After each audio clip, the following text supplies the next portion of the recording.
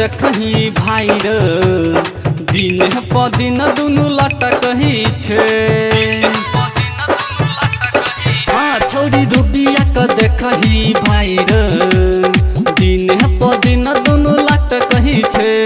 देख के एकर डीजे वाला देख के एकर डीजे वाला जनरेटर पर माथा पटकोई छोई। छौरी पूजिया के देखही भाई रे दिन प दिन दुनु लटकही छे।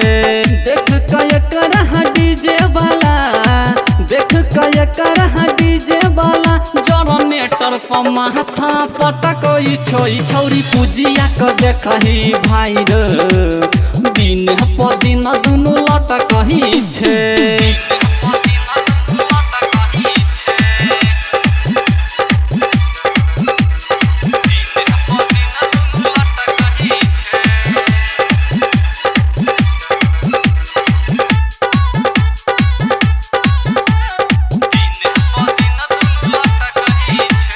रसगर ठोर चटकार ये कर लागे जवानी रसगुल्ला। लहंगा के भीतर से लागे छै जेना छोड़े छै बुलबुला।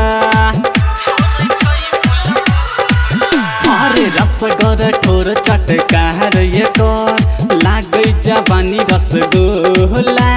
लहंगा के भीतर से लागे छै जेना छोड़े छै बुलबुला। पागल होई छै छौरा या परेटरा पागल होई छै छौरा या परेटरा के सोजा खै नहीं झटकै छै। छौरी रेखिया के देखही भाई रे दिन प दिन दुनु लटकही छे।